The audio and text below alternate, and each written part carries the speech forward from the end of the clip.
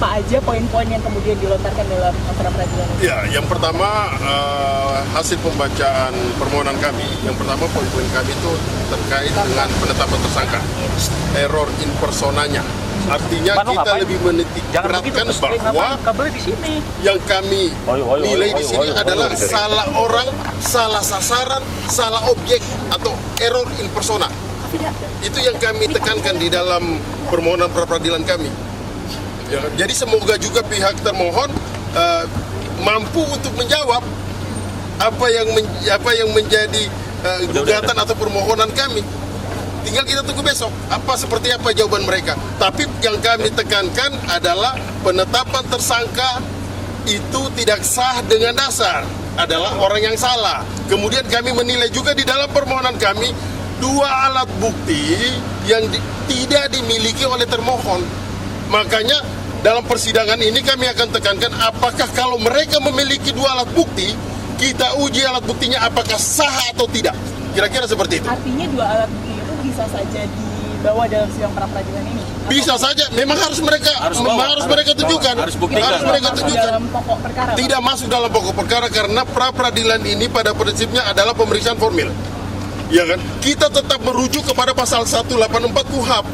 Yang rujukannya harus ada dua alat bukti permulaan untuk menetapkan klien kami Peggy Setiawan selaku tersangka. Tapi yang kemudian ketika alat bukti itu dan harus relevan, artinya alat bukti itu, dua alat bukti itu harus sah. Kalau tidak sah, maka jalan satu-satunya bebaskan Peggy Setiawan. Dua alat bukti ini apa sih kalau dari polisi, Bang? Ya, kita belum tahu apa yang mereka mau menghadirkan. Tapi yang kami tangkap begini, dari agenda persidangan tadi, pihak kami sudah ditanyakan selaku pemohon, kemudian pihak kepolisian juga sudah ditanyakan dan kami menangkap jawaban dari mereka. Saksi tidak ada, ya kan? Saksi tidak ada, mereka hanya mengajukan satu ahli. Makanya nanti kita lihat, kemudian bukti apa lagi? Kalau seandainya ada bukti yang relevan, ayolah. Kalau seandainya saksi tidak ada, maka rasa-rasanya logika hukum saya menekankan kira-kira nggak ada saksi dalam perkara ini yang dimiliki oleh pihak termohon. Kira-kira seperti itu. Dari pihak Peggy sendiri, bukti bahwa ini terjadi salah tangkap itu apa? Tadi disebutkan memang di sidang kan ada ide apa? Jelas sekali ini yang pertama kami sampaikan. Peristiwa terjadi itu di Cirebon, Peggy Setiawan berada di Bandung, itu kami sudah tekankan. Saksi-saksinya pun juga jelas. Buktinya juga semuanya jelas. Jadi kita sudah menekankan itu. Kalau hal-hal lainnya lagi, makanya kami melihat bahwa peristiwa ini, perkara ini sudah 8 tahun lamanya.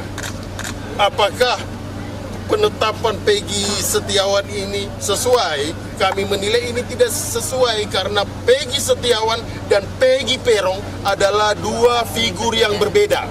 Kira-kira seperti itu kawan-kawan. Tadi disebutkan juga kan, dijelaskan juga kan tadi karakter atau sosok yang berbeda itu seperti apa? Ya, kita sudah menjelaskan mulai dari ciri-ciri fisik, ya kan, kemudian alamat, ya kan, usia juga semuanya berbeda.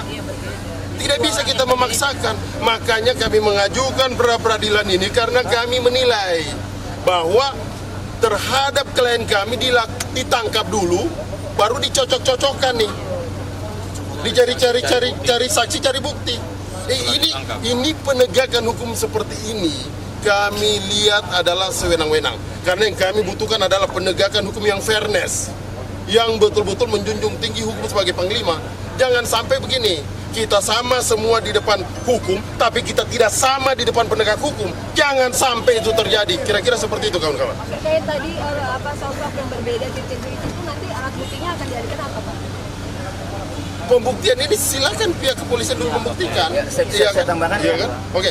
Jadi alat bukti yang akan kami ajukan bahwa DPO berbeda dengan Peggy Setiawan, kami mempunyai penetapan DPO yang diumumkan oleh Polda Jawa Barat, ya, 3 orang, Andi, Dani, dan Peggy alias Peron. Itu sudah jelas kami akan jadikan bukti, ya, bahwa DPO-nya itu adalah Peggy alias Peron, khususnya dengan ciri-ciri rambutnya keriting, kulitnya tinggi 160, tinggalnya di Banjarwangunan. Nah, yang ditangkap ini rambutnya tidak keriting, Peggy Setiawan ini lurus. Alamatnya di Kepongpongan, ya, bukan di Banjarwangunan. Ya. Kemudian umurnya juga dalam DPO itu 30 tahun 2024 dan Peggy Setiawan ini ya baru saja 28 tahun. Pada saat ditangkap itu 27 tahun. Oke. Nah, kami jelaskan secara keseluruhan permohonan pra peradilan kami ada 35 halaman. Pada poinnya mempersoalkan pertama ya, karena setiap kompresi pers Polda Jawa Barat selalu mengatakan bahwa penangkapan Peggy Setiawan dasarnya adalah DPO, dasarnya adalah putusan pengadilan yang sudah inkrah, ya, maka ya, kami menyampaikan dalam permohonan pra peradilan ini pertama, ya, penangkapan, ya, tadi ada penangkapan. Penangkapan itu, ya, seharusnya seseorang harus ditetapkan sebagai tersangka terlebih dahulu. Nyatanya Peggy Setiawan, ya, ditangkap statusnya belum tersangka. Ditangkap 21 Mei, ya, pukul 10 pagi dan kemudian ditetapkan sebagai tersangka 21 Mei juga, ya, tetapi sudah setelah ditangkap. Artinya, ya, pada saat ditangkap seharusnya sudah menjadi tersangka dan sudah ada 2 alat bukti permulaan yang cukup sehingga menetapkan Peggy Setiawan sebagai tersangka. Nyatanya ini ditangkap dulu, ya. Ditangkap dulu, ya, kemudian ditetapkan tersangka. Seharusnya tersangka dulu. Tidak ada dari 2017, dari 2016 sampai viralnya film Pina, tidak ada yang namanya penetapan tersangka, tidak ada yang namanya pemanggilan. Kemudian yang kedua, ya, kecuali tertangkap tangan. Kalau tertangkap tangan boleh. Ini tidak tertangkap tangan sejak kejadian terdahulu juga, ya. Itu kejadian 27 Agustus 2016. Kemudian baru ditangkap para pelaku 8 orang itu 3 hari kemudian, artinya tidak tertangkap tangan, ya. Jadi pertama mempersoalkan penangkapan, ya. Kedua, ya, mempersoalkan penetapan tersangka. Tadi karena, ya, penangkapan terlebih dahulu seharusnya penangkapan itu seharusnya sudah tersangka. Ini tidak ditetapkan tersangkanya, ya, setelah ditangkap. Nah, penetapan tersangka juga ini harus ada 2 alat bukti, ya. Sementara tadi sudah disampaikan alat bukti itu setelah ditetapkan tersangka masih dicari-cari. Kami merasakan sebagai penasihat hukum ketika mendampingi, ya, saksi-saksi terakhir, ya, di Polresta Cirebon memeriksa Dede Kurniawan saja masih mencari motif, masih mencari alat bukti yang tadinya, ya, dicari geng motor afiliasi sampai di Cirebon, ya, di Polres itu dicari Jakmania garis keras. Itu artinya kami yakin bahwa dalam menetapkan tersangka ini tidak mempunyai alat bukti. Itu poinnya. Jadi 1 penangkapan, 2 penetapan tersangka gitu. Dari kuasa hukum kira-kira ada informasi nggak sih siapa Peggy yang sebenarnya dicari ini? Apakah sudah ada informasi? Itu tadi ciri-cirinya yang dikasih tahu tuh. Apakah sudah ada orang yang dimaksud? Oh, itu kita belum ada. Enggak, sekarang begini. Kami hadir di sini semata-mata kita harus garis bawahi nih, ya. Kita harus garis bawahi bahwa Peggy Setiawan itu bukanlah Peggy Peron. Jadi apapun perbuatan Peggy Peron, bagaimana kami tidak ada kaitan itu. Yang kami ingin buktikan, silakan cari sendiri. Yang kami ingin buktikan, yang kami ingin bela di sini adalah orang yang atas nama Peggy Setiawan tidak bersalah, tidak tahu menahu, kemudian ditarik, dimintai pertanggungjawab dalam perkara ini. Kira-kira seperti itu. Kalau kesamaan nama juga tidak sama. Apakah sama Peggy Setiawan dengan Peggy Peron? Kan ini 2 hal berbeda. Kemudian yang paling penting begini. 2016 dilakukan penggeledahan, bahkan penyitaan 2 unit kendaraan bermotor yang motor itu motor rusak. Rusaknya apa? Rusaknya turun mesin. Motor Suzuki Smash itu rusak, motor turun mesin, tapi tetap dibawa. Kemudian perkara ini senyap. Kalau saja Peggy Setiawan dari 2016 akan dilakukan penangkapan, kira-kira sudah dilakukan penangkapan bukan di 2024 ini. Pertanyaannya kenapa didiamkan? Dan penyitaan barang bukti juga itu harus disertai dengan surat penyitaan barang bukti. Tapi pada saat penyitaan barang bukti itu tidak ada surat penetapan barang bukti atau surat penyitaan barang bukti dan tidak seizin pengadilan negeri. Penangkapannya juga kan nggak ada suratnya juga apa gimana? Iya betul, tidak ada. Lebih kami tekankan bahwa lebih kepada 2016 pada saat dilakukan penyitaan 2 unit motor rusak turun mesin itu sama sekali tidak diberikan surat apa-apa. Tapi yang kemudian motor itu tetap dibawa. Sampai hari ini tidak ada bukti suratnya bahwa kepolisian melakukan penyitaan terhadap 2 motor tersebut. Pertanyaan kami, di mana kira-kira bukti itu sekarang? Di mana bukti itu sekarang? Karena bukti tersebut juga tidak dimasukkan di dalam 8 terpidana ini sebagai alat bukti, nggak masuk itu juga. Makanya kita menjadi pertanyaan kami, kira-kira penyidik apain sih terhadap motor itu? Diapain? Kita tunggu besok jawabannya. Kita tunggu besok jawabannya karena persoalan 2 unit motor yang dilakukan penyitaan ini kami juga sudah mengajukan dalam permohonan kami. Kira-kira seperti itu. Terus gini. Ya, ini Pak, ini satu lagi. Ini simpel saja sebetulnya. Ya. Kenapa kita tim kuasa hukum PEGI menitik beratkan kepada error in persona? Pertanyaannya adalah, apakah Polda Jabar menghormati putusan hakim tahun 2017? Tidak. Kalau mereka menghormati, tangkap Peggy Peron, bukan Peggy Setiawan. Nah, itu pertama. Ya. Karena dari ciri-ciri yang disampaikan oleh rekan kami jauh berbeda.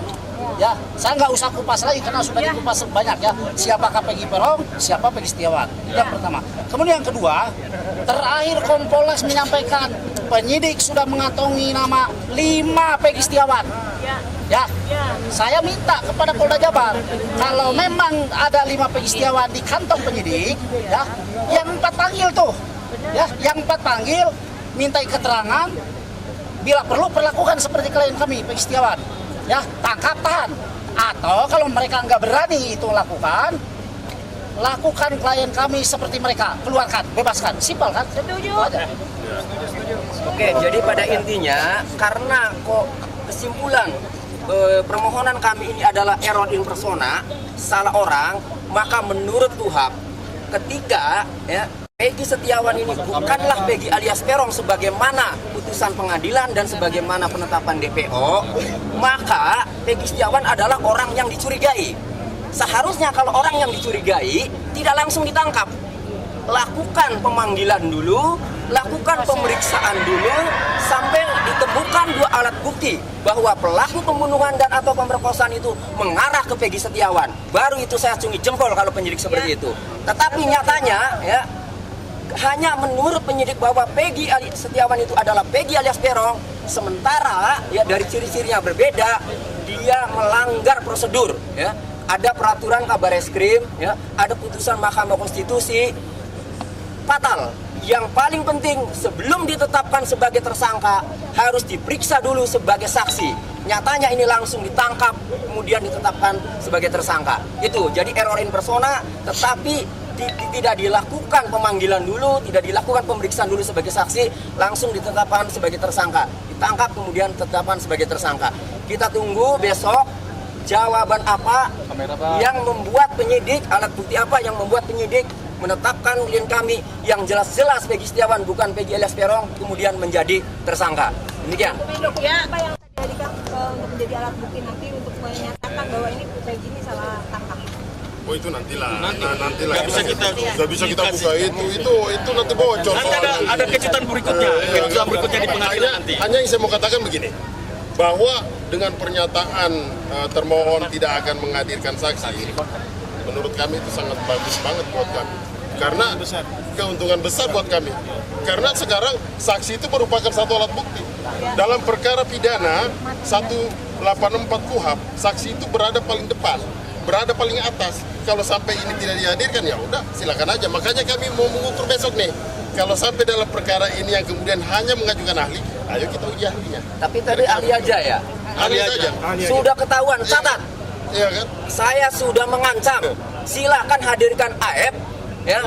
Yang awalnya dalam Komisi Polda itu diantaranya pengakuan AF, kami akan cecar. Siapa tahu jangan-jangan AF ini terlibat. Catat itu. Kemudian yang kedua, siapa lagi?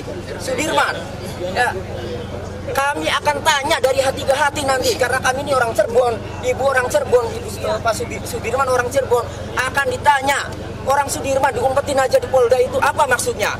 Emang tidak boleh mau ditemui kalau harus sangat di lapas, menginjam untuk menggali keterangan atau melengkapi alat bukti ya keterangannya. Silakan saja, tapi setelah itu harusnya segera kembalikan ke lapas Cirebon. Ya, ini enggak. Nah, jadi hanya 2 itu ya waktu ke Polda Jawa Barat menyampaikan yaitu keterangan AF dan keterangan terpidana Sudirman. Silakan hadirkan, pasti kami cecar. Sehingga kalau kemudian keputusannya tidak dihadirkan, berarti kami sudah menduga rekayasa saksi-saksi itu adalah benar. Itu. Karena bicara hukum itu cuma 2, bukti dan saksi. Jadi kalau bukti dan saksi tidak lengkap, tidak bisa dibuktikan secara benar, maka harus sesegera mungkin Peggy Setiawan dibebaskan. Mau nanya Ibu silakan. Dari kejaksaan pun sudah jelas bahwa berkas dikembalikan karena P18, artinya bukti permulaan dari tertuduhnya Peggy Setiawan sebagai tersangka tidaklah terbukti, sehingga kejaksaan pun mengembalikan berkas tersebut karena memang masih jauh untuk dibuktikan bahwa Peggy adalah tersangkanya. Jadi satu hal yang begini Pak. Besok acaranya itu nanti setelah jawaban kami juga akan ajukan replik, terus duplik. Dalam replik nanti kami akan tegaskan juga bahwa soal penangkapan terhadap klien kami Peggy Setiawan jelas-jelas dikatakan oleh klien kami, rekan-rekan kami itu sudah perbuatan melanggar hukum, ya kan? Kewenangan. Terutama soal penangkapan. Soal penangkapan pada saat keluarkan sprint penangkapan harus diberitahukan kepada orang tua atau keluarga atau penasihat hukumnya. Tetapi ini tidak pernah ada, ya kan? Nah ini penting, ini perlu dicatat. Nanti akan kami tegaskan dalam replik besok. Terima kasih sudah ya. Terima kasih teman-teman. Oke, terima kasih ya. Terima kasih. Semangat. Pak.